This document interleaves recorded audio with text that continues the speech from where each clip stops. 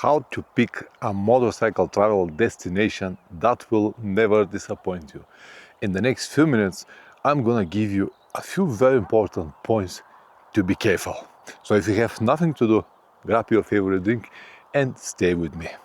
Alright, this video will be on one shot, I cannot edit it, so if I make any mistakes, please excuse myself. But before I start with the video, let me show you my location, because I believe that it deserves your attention. Have a look at this. What a place, man, what a place.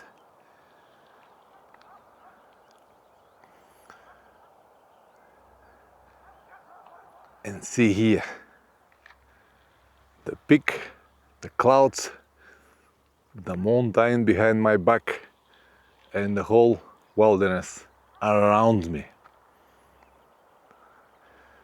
Man, at the moment I'm in Georgia, just about 20 kilometers from a Russian border, under Verkhny Las border actually, on my way to Russia, but I have to spend today here because my Russian visa starts from tomorrow. Anyway, because I don't want to forget anything, I have a list with me on my telephone what I'm gonna talk about. And yeah, because it's one way. So the first point that I would like to mention right now when you're planning your trip is don't copy others. Many people follow the steps of someone, my steps, or whatever person you like steps, but this is not always the right choice, because my type of trips or the things that I would like to include in my trips might not be really suitable for you.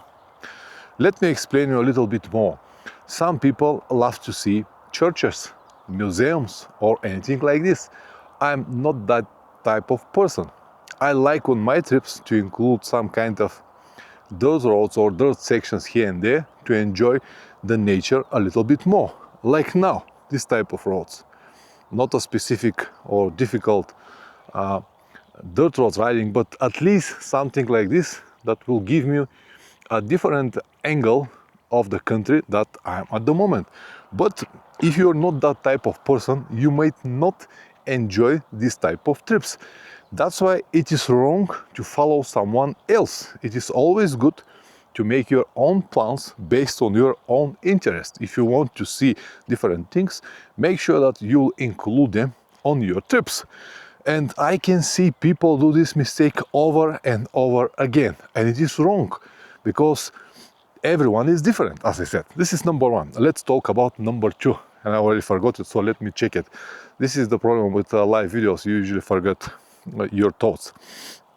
Anyway, number two is be realistic about your budget and skills. It is partly connected with number one, because if you don't plan accordingly based on your budget and skills, you might go in trouble very soon, because if you decided to follow, let's say, my trip now, but you don't have the right time, the right money, or the right skills to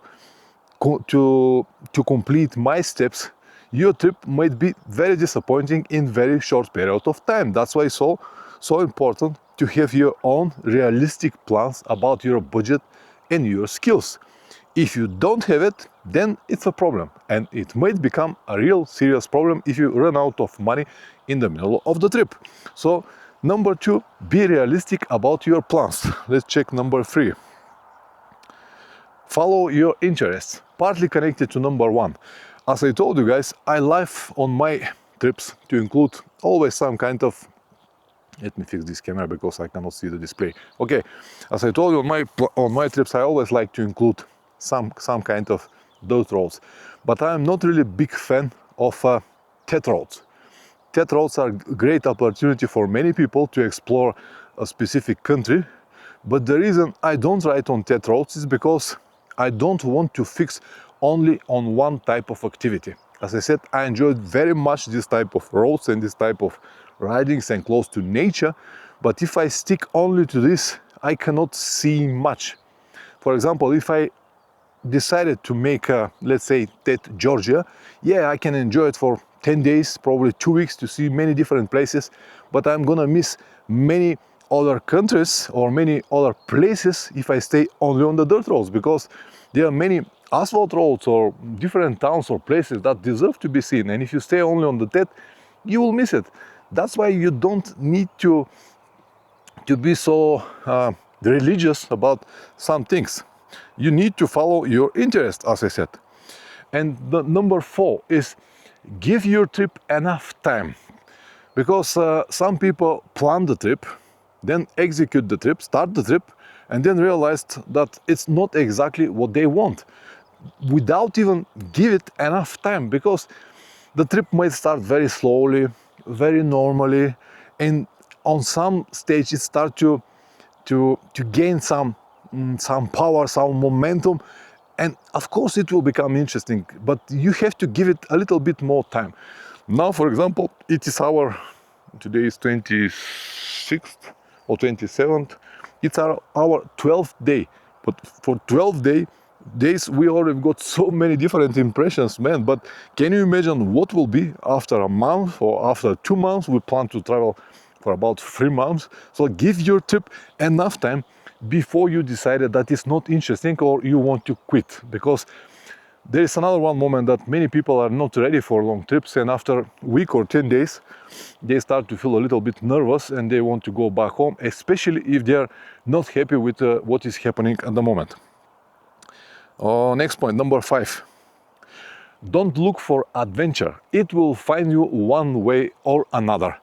Don't try to make some interesting or adventurous moments or to risk too much in the name of adventure. You don't have to do this on long trips, because the adventure will find you one way or another, especially when you have to cover thousands of miles. You will have so many different chances and opportunities to have your adventures. You don't need to risk just because of the name of adventure. This is probably the fastest way that might help you in a wrong way to ruin your trip. Number 6, control your budget. This is very critical, because when you start your budget, you have money, or at least I assume that you have money, and it's more easy to spend when you have more money in your pocket. But you have to be very strict with these rules and with everything that you planned before the trip, because it is easy to spend, let's say, 50 or 60 euros for hotel when you have 3,000 or 4,000 euros in your pocket, but it becomes completely different when you run out of money. That's why when I say you have to be strict to your plans, if you decided that the maximum that you can pay for hotel, it's, let's say, 20 or 30 euros per day, stick to these rules. The same to your food and all the spendings that you make on your trips. For example, me and Plamen on the first few days, a few times, we had the breakfast and lunch and dinner, and then realized that if we have breakfast, lunch and dinner every day and pay for it, man, it's not gonna be that easy to complete a 3-month trip. That's why we decided, okay, from today it will be only the breakfast and the dinner, and we stick to this rule now, because otherwise our budget will finish. So again, very important, stick to your budget and follow it. Control your budget. Next point, number 7. Keep improving your original plan. What I mean by that?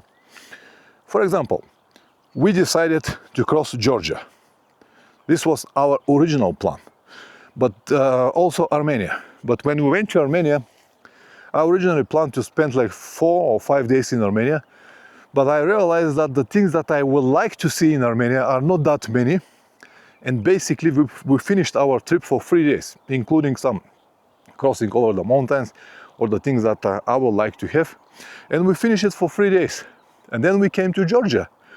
But in Georgia, original plan was just to cross it on the way to Russia. But because now we have 2 days left, we decided to extend our plan or make it even more interesting. We went to Omalo, we went to Shetili, we went to so many different places, and now we're even here in this fantastic place. Look at this, man, look at this. Yeah, we never planned this day off here, but it's just happening. And don't be afraid to improve your plans while you travel, while you ride. You don't have to be so religious on your plan, and you don't have to change anything or stuff like that. You can play with it all the time as long as it's improving your trip, not make it worse. Okay, number 8, this is very important. Interact with locals as much as possible. As I said, guys, many times, the most interesting part of any trip, it's not the riding, it's not the scenes, it's not the motorcycle at all. It is the interaction with local people. They will give you so much information. They will give you so many different angles to see the country. When you have the chance to spend a night in someone else's house, it's like you will gain information that you cannot gain even a month if you travel in the same country. It is so important to talk with locals, to learn their stories, to follow their advices, because they can give you also very important advices. For example, a few days ago when we were in very close to Omalo, we decided to go on the next day to visit Omalo, but the lady from the hostel, really nice lady, informed us that the road is going to be closed from 9 to 5 because they need to clean some landslidings, and this helped us. And we woke up early morning and cross this blockage before they even close it, and we were able to go on the top of Omalo on a perfect sunny weather without anyone there. So that's why it's important. The information from locals it's priceless. It's very important because it gives you the full picture and everything that you need. And the last one that I would like to mention, number 9, is be careful with filming on the trip. Nowadays everyone got a action camera, or at least a decent telephone, to make pictures, to make videos, and everyone make some kind of travel vlogs. I don't mind about that. It's something good to have because it keeps your memory, if you can say it this way. But you have to be a little bit more cautious about it because it can easily ruin your trips.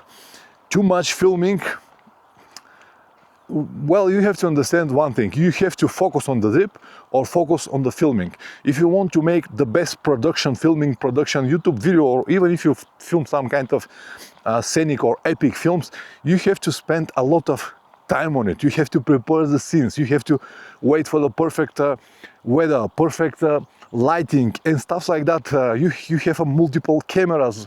You need to have multiple cameras, drone footage and all stuff like that. A lot of gear. And all of this will convert your trip not really to traveling, it will convert your trip to filming. And this is something that I try to avoid, even though that my channel now is bigger than before, even though that now YouTube is my only source of income, I still don't want to change my routine or the way I travel. That's why on this trip I stop even making these short updates from the road. And I will keep everything until I finish, until I get back home. This is the idea, to keep my time and my experience very personal for me, to enjoy this trip. And if I can film it until I travel, fine, but I'm not gonna change the whole trip because of traveling. I'm not saying that this is wrong, or the way I travel is the only possible option. I'm just giving you this advice as someone who already do it for many years.